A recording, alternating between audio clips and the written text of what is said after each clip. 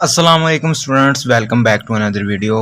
मेरा नाम है मोहम्मद शाहिद और आज हम क्लास नाइन्थ के चैप्टर नंबर 1 जिसका नाम है मैट्रिसेस एंड डिटर्मिनेंट की एक्सरसाइज 1.1 करेंगे। उससे पहले कुछ डेफिनेशन आए हैं वो देख लेते हैं जी। सबसे पहले है जी मैट्रिक्स। मैट्रिक्स क्या होता है जी?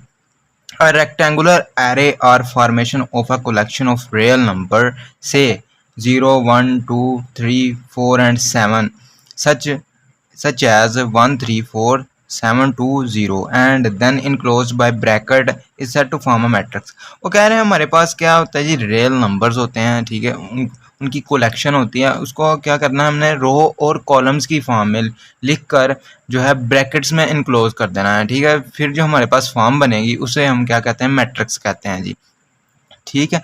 अब रोज क्या होती हैं? ये जो हमारे पास एंट्रीज है ना, हॉरिजॉन्टल एंट्रीज, ये वाली, ठीक है। इसी तरह देखें तो ये जो हॉरिजॉन्टल एंट्रीज बन रही हैं, ठीक है, इन्हें क्या कहते हैं जी, हम रोज कह देते हैं। क्या कह देते हैं? रोज कह देते हैं। और ये जो हमारे पास वर्टिकल एंट्रीज बन रही हैं, ठीक है, ये देखें, ये वाली 1, 7, 3, 2 और 4, 4, 0, ये जो हमारे पास एंट्रीज बन रही है ये होते हैं जी वर्टिकल एंट्रीज। इन्हें हम कह देते हैं कॉलम। क्या कह देते हैं? कॉलम, ठीक है। अब हमारे पास नंबर्स की कलेक्शन है, हमने क्या करना होता है जी, उसको रोज और कॉलम की फॉर्म में लिखना होता है, ठीक है। उसके बाद हमने क्या करना होता है, ब्रैकेट में उसको क्लोज करके लिख देना है, ठीक है। फिर जो हमारे पास फॉर्म बन के आती है उसे हम क्या कहते हैं जी, मैट्रिक्स कह देते हैं, ठीक है। अब नेक्स्ट है जी हमारे पास order of a matrix. Matrix का ऑर्डर क्या होता है? If a matrix M has M rows and N columns then M is said to be of order M by N। वो कह रहे हैं कि हमारे पास एक मैट्रिक्स है M, ठीक है, उसकी रोज कितनी है? M रो है और N कॉलम है। अब जो इसका ऑर्डर होगा वो क्या होगा जी, M बाय N। इसके एग्जांपल देखते हैं फिर आपको ज़्यादा समझ आ जाएगी। ये देखिए, हमारे पास एक मैट्रिक्स है M, उसकी एंट्रीज हैं 1, 2, 3, 1, 0, 2, ठीक है। अब देखें जी, ये हॉरिजॉन्टल एंट्रीज, ठीक है, ये हॉरिजॉन्टल एंट्रीज है, ठीक है। अब ये देखें इसकी रोज कितनी बढ़ रही हैं, रोज 2 इसकी रोज बढ़ रही हैं, ठीक है। और कॉलम वर्टिकल एंट्रीज, ठीक है, ये देखिए 3 वर्टिकल एंट्रीज आ गई हैं, ठीक है। यानी कि इसके कॉलम कितने आ गए? 3 आ गए हैं, ठीक है। हॉरिजॉन्टल कितनी है? 2, यानी रो 2 हैं और कॉलम कितने हैं? 3। तो इसका ऑर्डर क्या होगा? 2/3, ठीक है। हमेशा रोज को पहले लिखेंगे और कॉलम को बाद में, ठीक है। ऑर्डर क्या हो गया? इसकी 2 रोज हैं, 3 कॉलम हैं, तो ऑर्डर क्या होगा? 2/3। इसी तरह एक और है हमारे पास मैट्रिक्स N है, ठीक है। इसके हमारे पास रोज बन रही हैं, 3 रोज हैं, ये देखें 1, 2, 3, और कॉलम की कितने बन रहे हैं? 1, 2 और 3, ठीक है। तो इसका ऑर्डर क्या होगा? पहले हम लिखेंगे रोज, रोज कितनी है? 1, 2, 3, रो 3, और कॉलम कितने हैं? 1, 2, 3, कॉलम भी 3 है, तो इसका ऑर्डर हो जाएगा 3/3, ठीक है। हमेशा ऑर्डर में रो को पहले लिखते हैं, कॉलम को बाद में, ठीक है। नेक्स्ट है ये हमारे पास इक्वल मैट्रिक्स। अब देखते हैं ये इक्वल मैट्रिक्स क्या होते हैं जी। Let A and B two matrix. A और बी हमारे पास 2 मैट्रिक्स हैं, then A is said to be equal to B. अब हमारे पास जो ए है वो बी के इक्वल होगा और उसे हम डिनोट करेंगे, and denoted by A is equal to B if and only if. अब हम ए को बी के इक्वल तब डिनोट करेंगे, कंडीशन वो क्या कह रहा है कि इफ एंड ओनली इफ, ठीक है। ये कंडीशन लगा दी है कि अगर the order of A is equal to the order of B, यानी कि ए का ऑर्डर बी के इक्वल होना चाहिए, यानी जो ए मैट्रिक्स है उसका ऑर्डर जो है वो बी मैट्रिक्स के इक्वल होना चाहिए। और दूसरी कंडीशन क्या है? Their corresponding entries are equal, यानी कि उसके आमने सामने वाली एंट्रीज क्या होनी चाहिए? बराबर होनी चाहिए। ये एग्जाम्पल से देखते हैं जी। ए है जी हमारे पास 1, 3, -4, 2, और बी है हमारे पास 1, 2 + 1 -4, 4 - 2, ठीक है। अब देखते हैं इसका ऑर्डर सेम है, पहली कंडीशन को सेटिस्फाई करने की कोशिश करते हैं। ये देखें, रोज इसकी कितनी है? 2 रोज हैं, और कॉलम कितने हैं? 2 कॉलम है, ठीक है। ऑर्डर क्या हो गया? सेम, इसका 2/2 हो गया, ठीक है। इसका ऑर्डर क्या है? 2/2। इसका देखते हैं, रोज कितनी है? 2 रोज हैं, कॉलम्स कितने हैं जी? 2 कॉलम्स हैं। इसका ऑर्डर क्या हो गया? 2/2, ठीक है, पहली कंडीशन सेटिस्फाई होगी। अब दूसरी condition, their corresponding entries are equal, यानी कि उसके आमने सामने वाली एंट्रीज क्या होनी चाहिए, बराबर होनी चाहिए। ये देखिए जी, पहली एंट्री पहली के बराबर होनी चाहिए, दूसरी दूसरी के, तीसरी तीसरी के और चौथी चौथी के।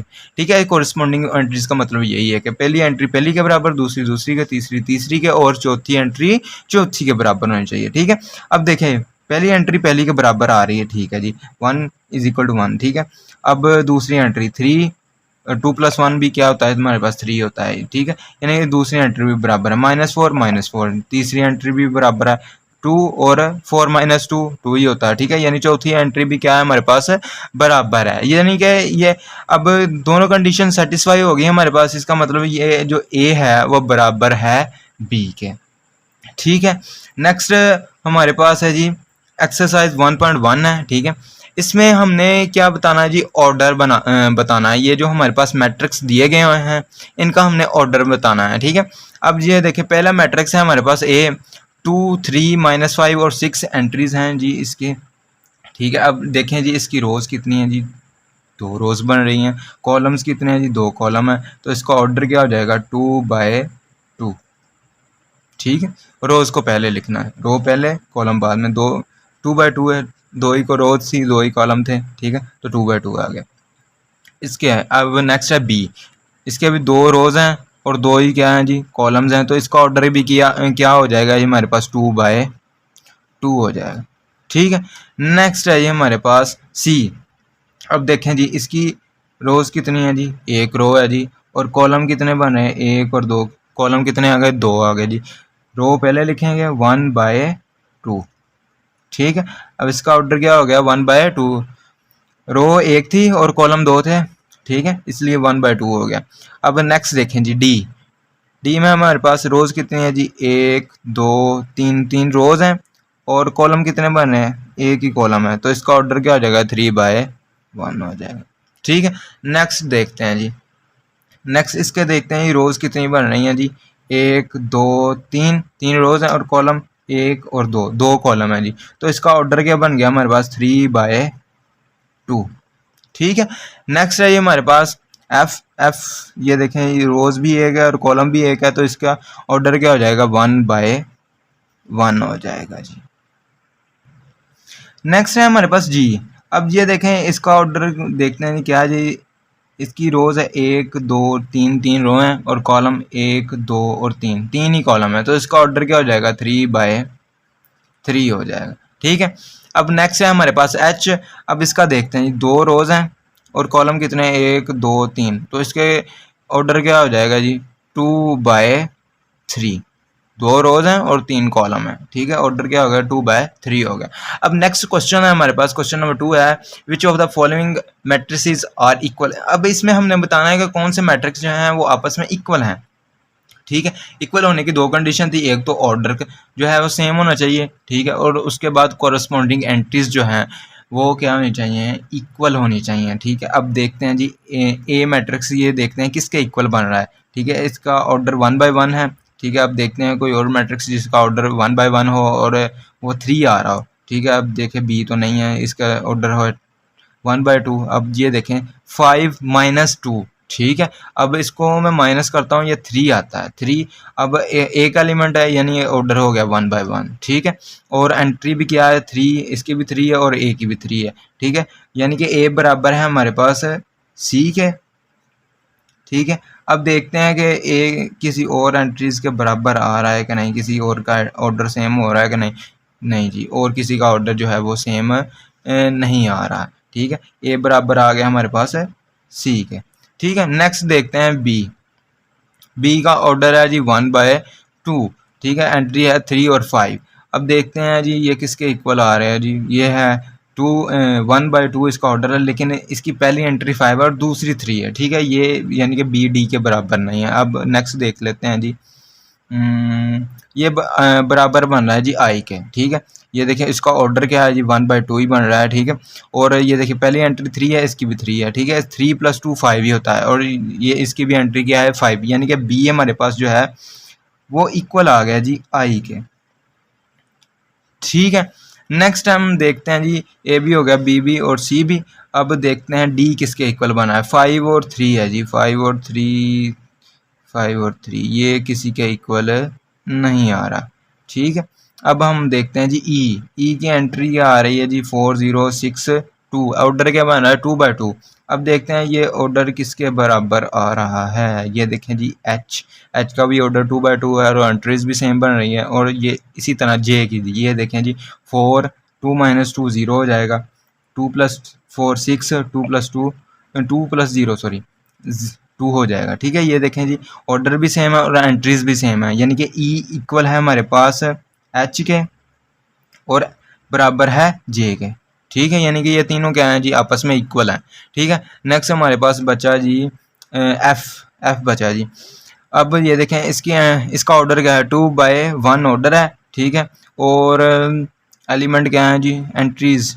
ठीक है, 2 और 6 हैं। अब ये देखें जी 3 - 1 2 होता है जी, 3 + 3 6। ठीक है, ऑर्डर भी इसका 2/1 है और एंट्रीज भी सेम है, यानी कि एफ जो है वो हमारे पास बराबर आ जाएगा जी के। एफ बराबर है हमारे पास जी के।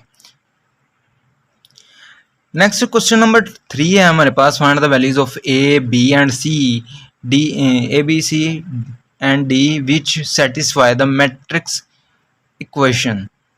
अब हमने ए बी सी और डी की क्या करनी है वैल्यू मालूम करनी है, और ये जो है मैट्रिक्स की इक्वेशन को क्या कर रहे हैं जी सेटिस्फाई कर रहे हैं। ठीक है, अब यानी कि ये देखिए दरमियान में इक्वल का साइन है। इक्वल का मतलब ये है कि ये जो मैट्रिक्स है ना, ये वाला मैट्रिक्स ये इसके क्या है बराबर है।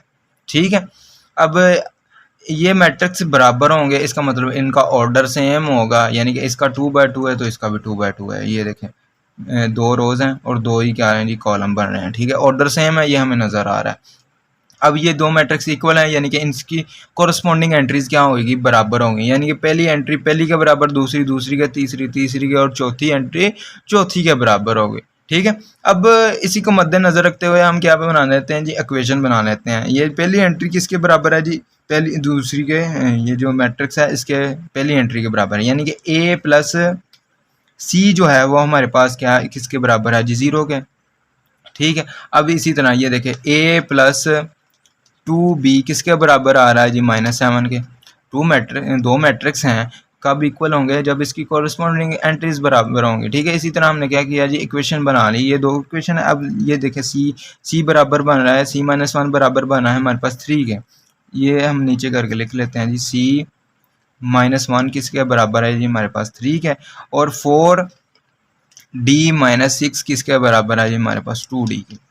ठीक है, इसको क्वेश्चन नंबर 1 कह लेते हैं, इसको 2 कह लेते हैं, 3 और ये हमारे पास क्वेश्चन नंबर 4 आ गई। ठीक है, अब क्वेश्चन नंबर 3 में से हम वैल्यू को निकाल सकते हैं जी सी की। ठीक है, ये देखें ये जो 1 है इधर माइनस है, दूसरी तरफ जाके प्लस हो जाएगा, ये आएगा c = 3 + 1, c बराबर आ जाएगा हमारे पास 4 के। ठीक है, अब ये जो c की वैल्यू है हम पुट करेंगे इक्वेशन नंबर 1 में।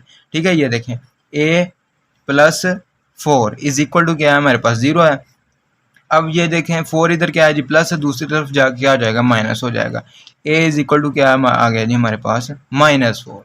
ठीक है, अब c की वैल्यू आ गई, a की वैल्यू आ गई। अब a की वैल्यू हमें मिल गई है तो हम इसे क्वेश्चन नंबर 2 में पुट करके b की वैल्यू निकाल सकते हैं जी। यहाँ पुट करके b की वैल्यू निकालते हैं जी -4 + 2b = क्या है हमारे पास 7 है। ये 4 इधर क्या है जी माइनस है, दूसरी तरफ जाके प्लस हो जाएगा। 2b = -7 + 4, 2b = आ जाएगा जी हमारे पास -3 आ जाएगा। अब 2 इधर क्या है जी मल्टीप्लाई है b के साथ, दूसरी तरफ जाकर डिवाइड हो जाएगा, b = आ जाएगा हमारे पास -3/2। अब इसको डिवाइड करके हम फर्दर ये भी लिख सकते हैं जी -1.5।